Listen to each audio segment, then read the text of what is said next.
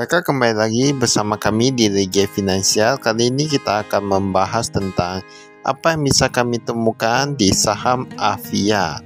Nah, ini PT Avia Avian Tbk. Ini laporan keuangan kuartal pertama 2024. Seperti yang kita ketahui, ini saham Avia ini milik salah satu gereja di Surabaya, yaitu Pak Hermanto Tanoko.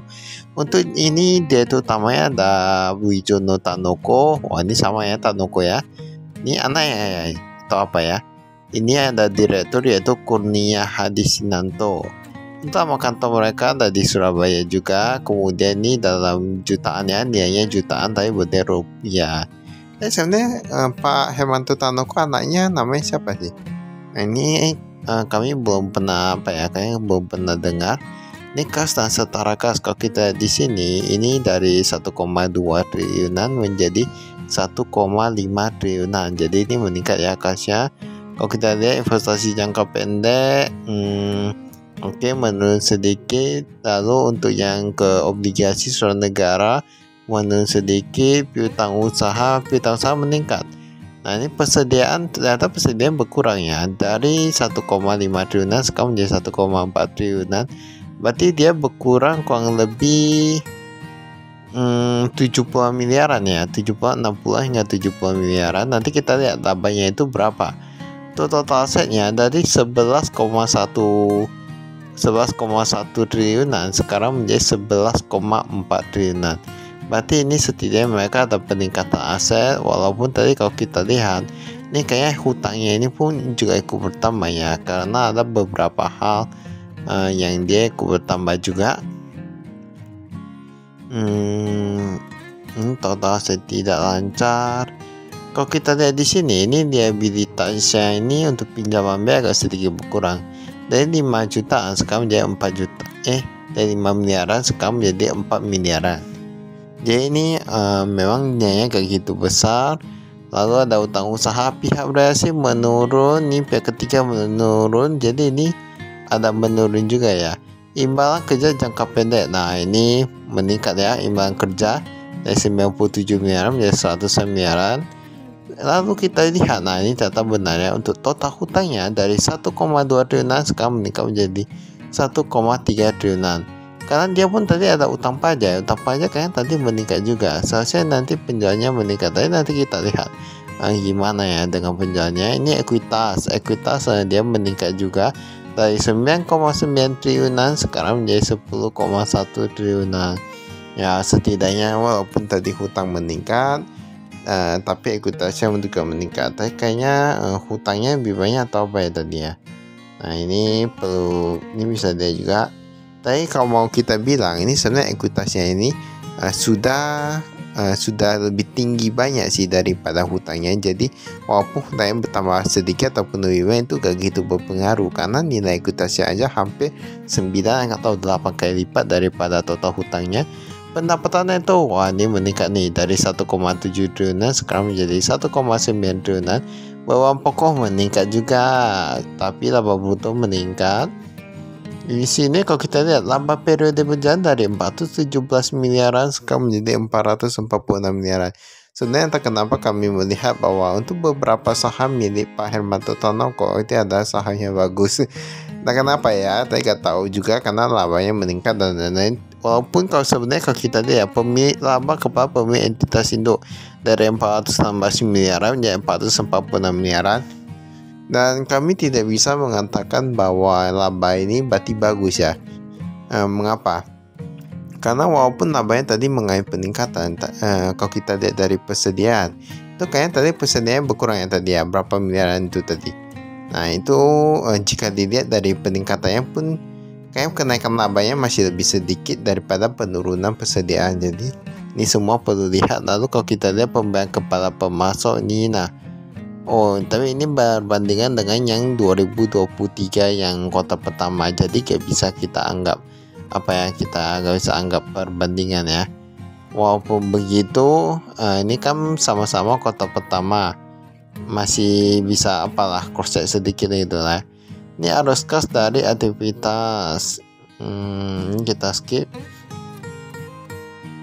Nah, ini ada komisaris utama yaitu Pak Hermanto Tanoko, ada Direktur Utama Wijono Tanoko. Ini semua rata-rata Tanoko nih. Jangan-jangan nih ini ada yang tahu gak? Ini saya Wijono, Rustan dan ini sebenarnya anak atau apa ya?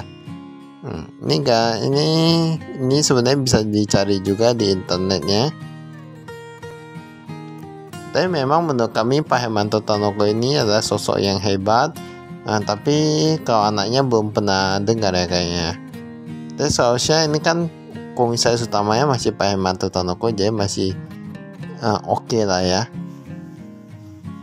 Kas, kalau kita lihat di sini dari 5 miliaran menjadi 7 miliaran, oke, dia meningkat. Kemudian kas di bank, kalau kita lihat di sini, dia mengalami peningkatan di mana paling banyak itu di Bank Danamon Indonesia. Bank Danamon Bank Danamon ini juga milik salah satu orang terkaya di Indonesia ya. Ini 69 miliaran menjadi 200 miliaran. Kemudian ada Bank UOB. Bank UOB menurun. Ini semua rata-rata menurun nih kayaknya ya. Cuma Bank Dana, ini ada Bank BTN juga, Bank BTN, Bank BRI yang meningkat. Tetapi itu peningkatannya gak gitu banyak. Paling banyak itu yang di Bank Danamon. Jika dilihat dari persentase dan jumlah nilainya ya. Lalu kita lihat deposito pun mengalami sedikit peningkatan dari 900 miliaran sekarang menjadi 1,1 triliunan. Nah itu peningkatan karena di Bank Mimbeng mereka udah taruh 200 miliaran. Dan Bank Mandiri kemarin yang taruh 1 miliar tapi sekarang udah gak ada ya. Nah mungkin karena bunga lebih tinggi atau gimana, gak tahu lah ya. Utang usaha pihak berhasil, ini berkurang, ini bagus nih kalau ini berkurang. Ini pihak ketiga, oke, ini belum jatuh tempo. Nah, kalau kita di sini kan semakin bagus cash flow-nya.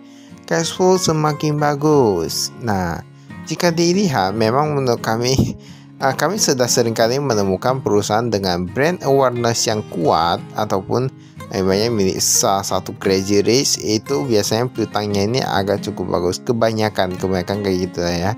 Entah kenapa, mungkin karena mereka menghargai pemimpinnya, menghargai pemiliknya, gitu-gitu lah ya.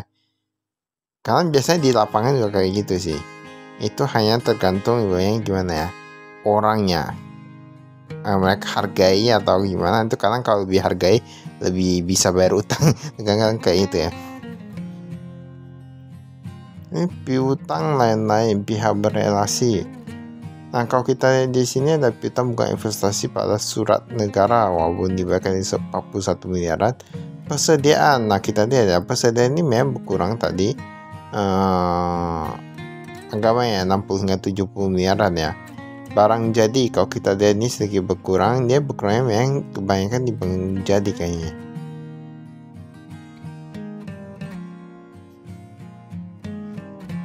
Ini saya tetap bisa lihat di sini.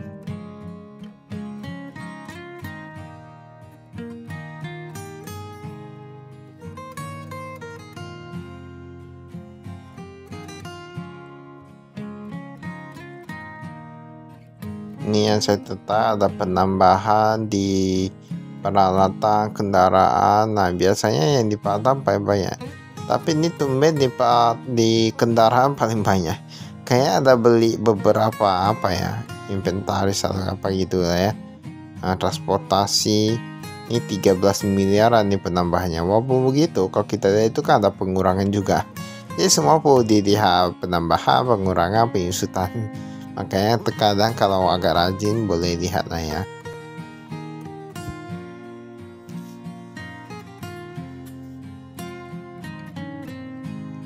Ini utang usaha. Nah, utang usaha pihak berelasi menurun. Oke, tapi utang menurun pihak berelasi, utang usaha menurun lagi. Ini oke, bermakrual. Wah, kok promosi paling banyak. Wah, ini kayak perusahaan ini juga kayak promosi ini banyak nih. Ini ada diabetes timbangan kerja. Terkadang kayak gitu ya. Ibaratnya sebuah perusahaan terkadang promosinya itu perlu ditingkatkan baru ada penjualan. Tapi ada juga yang enggak ya. Ini pendapatan neto kalau kita lihat ini semua rata-rata mengalami peningkatan baik yang pihak ketiga, third party maupun yang pihak berelasi ya. Nah ini pendapatan netonya dari 1,7 triliunan sekarang menjadi 1,9 triliunan. ini meningkat cukup banyak nih, kurang lebih 100-an hingga 200-an miliaran. Sebenarnya 100-an miliaran sih kalau kita lihat nih penjualan melalui distributor sendiri, yaitu namanya PT TKTW dan PT TKBI. Berarti mereka ada bagi distributor kayak menjadi dua ya. Mungkin karena memang ada beberapa perusahaan dia juga kayak gitu. Distributor itu Indonesia ini kan luas, jadi ada yang urus bagian barat, ada yang urus bagian timur, paling pusat di tengah, ataupun ada beberapa pusat di daerah barat ataupun timur ya. Ini beban operasional kalau kita lihat di sini, gaji usaha dan kesejahteraan karyawan 141 miliar. Wah, ini meningkat nih. Ini berarti perusahaan royal kepada karyawan. Wah, ini cukup bagus ya. Inilah salah satu perusahaan yang bagus. Ini beban operasional. Gaji upah dan karyawan oke. Penyusutan oke. Wah, ini penyusutan meningkat ya. Perlengkapan kantor, amortasi sumbangan dan jamuan meningkat. Nah, ini sebenarnya entah kenapa sumbangan dan jamuan ini kalau dia untuk memang yang hal baik ini sangatlah bagus. Tapi kalau untuk yang tahu-tahu sendiri lah ya, itu agak susah ya. Tapi seharusnya ini bagus sih. Maka itu cerita kami, sekian dan terima kasih. Saya investasi.